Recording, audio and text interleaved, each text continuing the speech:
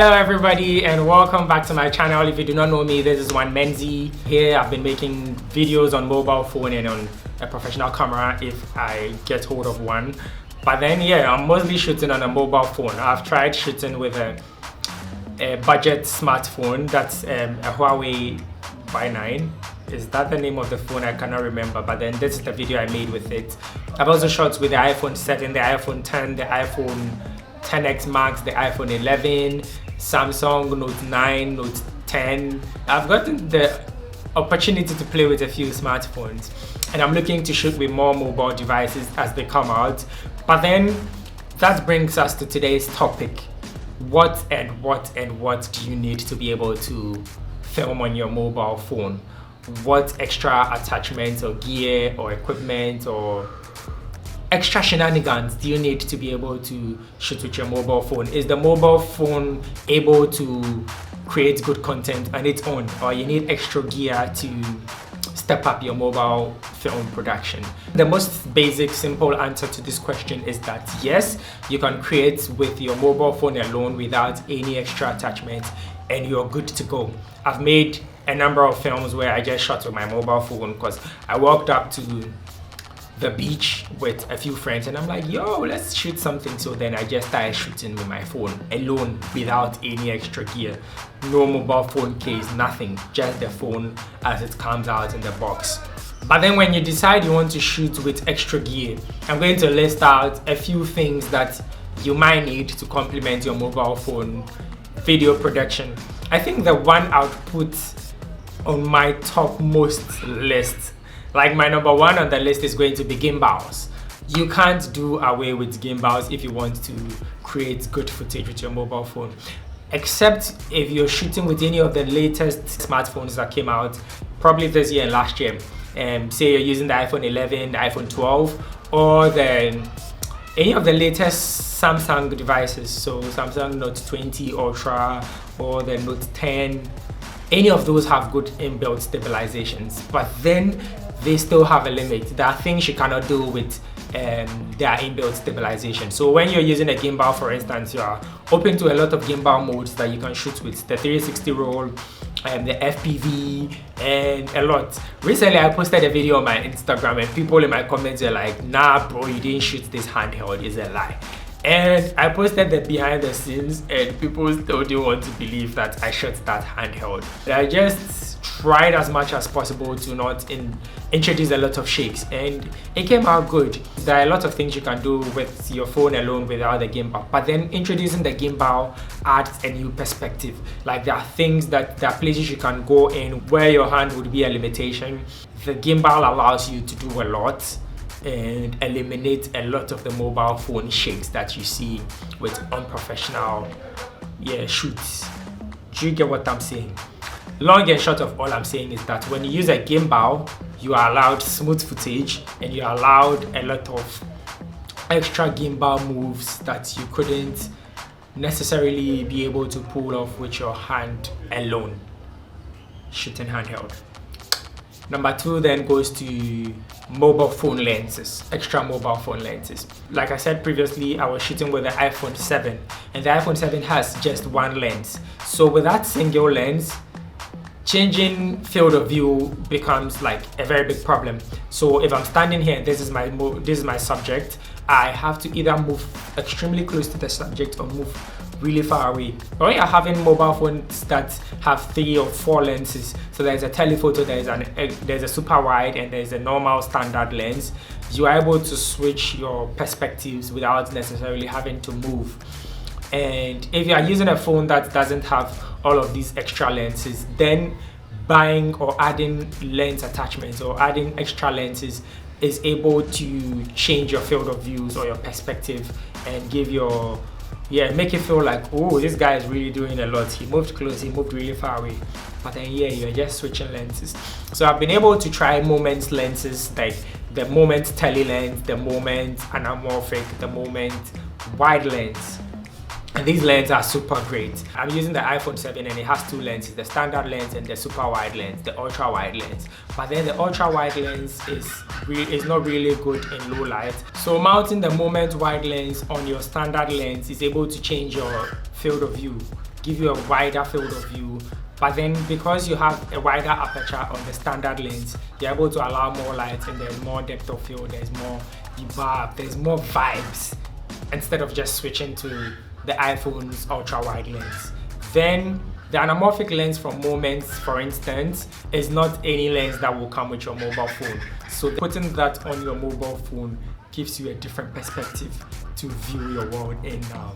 So yeah, mobile phone lens is super great, especially the tele lens, the wide lens, the anamorphic lens. Then there's a macro lens, which is super great as well. So all of these lenses, when you are putting on your standard lens or you're putting them over your standard lens, like they are nicer to watch instead of just using your phone's built-in lenses. So I think the standard lens on any phone is the best lens to work with.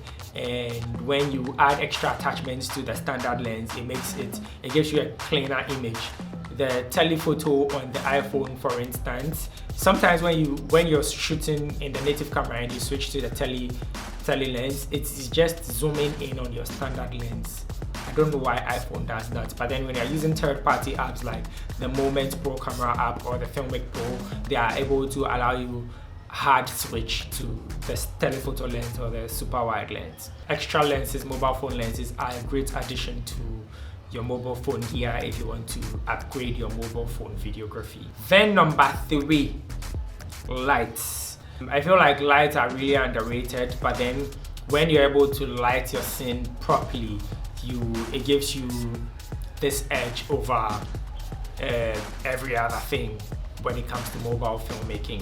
The sensor on the mobile phone is so small, when it enters a condition where there's not enough light, then there's the introduction of noise. I worked on this project for a festival I was submitting for Filmic Pro, and I wanted to do some extremely dark scenes where only the subject was in focus and only the subject was receiving light. So we waited till it was like around 10 o'clock, then went into an open field where there was close to no light. Then I just had to shine light on the model, and pitch black. Yeah, that's the clip you're seeing. Pitch black background, but then only the subject was receiving light, and this was super nice. Just imagine if the area was lit up a bit and the model was receiving light from the environment and other parts of the image were receiving light as well. The camera would want to capture all of those bits into the image, but then it would suffer because the amount of light it's getting from those parts of the image are not clean enough, so then it would introduce noise. But then if you're able to eliminate all light and focus light onto a particular subject, the mobile phone can create a clean image when it's getting enough light to illuminate a particular subject. So lights are very important arsenal in your mobile videography. I have been testing the Sunmark bi-color lights for close to 2 weeks now, and it has been amazing. Lights, you can never go wrong with them. And then I think the last test of all of them is sound. Sound is really important. Always make sure you're investing in good sound. Myself, I personally do not have a way to record sound directly into my mobile phone. So when I'm doing any mobile phone production that needs or that demands sound, I am filming externally, maybe onto my Sony A7 III, and I am taking the sound of that film and adding it to my mobile phone gear. Why? Because the iPhone demands that you use a lighting to 35mm jack converter, blah blah blah. So yeah, I've just been recording sound externally. If you have a way to directly record sound into your mobile phone, then that's a plus. Just do it, and it would, once you are not using just the mobile phone's inbuilt microphone and you're using an external microphone to capture crisp audio, you are good. So I've been testing the Boya lapel mics and Rode mics as well. Like, these are super good, but there are a ton of others, and hopefully when I get hands on any of these, I would do tests on them so that you guys see which of them works well for you and which of them you'd want to pick up to get clean audio for your mobile phone. The last test of the last test is ND filters. I think this is like one of the most important gear you need to be able to film good content on your mobile phone. You can do without ND filters, but then with their presence, you are able to do so much. So recently I had to go to town to film some cinematic B-rolls, and I wanted to shoot 24 frames per second, and you are allowed, when you're using third-party apps, you're able to dial in your shutter speed and your ISO and all that. When you want to shoot 24 frames per second, it means you need to obey the 180 degrees shutter rule and shoot 1/48 of a second. But then that means there's too much light that is hitting your center and your image becomes overexposed. So then you need an ND filter, either a variable ND filter or all of those fixed stop ND filters where you can cut light that is entering the center and compensate for them either with your ISO or something. That way you're able to get good motion blur and all that, because you introduced an ND filter to regulate the light that is coming in. But then when you don't do that and you just allow the camera auto expose for you, you get good exposure, but then probably you'll be shooting at 1/2000 shutter speed, and that's where you have all of those jitters and all of those sharp movements and all that, and it's not really clean or really enduring or enjoying to the human eye. So ND filters, good addition to your camera gear, your camera kits for your mobile videography or mobile filmmaking. And I've shot a couple of times with the Sandmark hybrid filter, so they are both ND filters and polarizing filters, so that you can see good blues in your skies and prevent all of those reflections from glasses and all that. It's a lot, but for now this has been my experience with some of this gear, and I know there are a lot out there that you can still use, but this is what I've been able to try so far, and I'm super impressed with how much they improve the standard or the quality of my mobile phone filmmaking. So yeah, that's been all for now. Thank you so much for watching. If you have any questions, kindly ask in the comment section below. I would be there to answer all of your questions. If there's anything I didn't mention that you want to draw my attention to, please do that. I'll put the links to getting any of these in the description below so that you can make a purchase if you want to.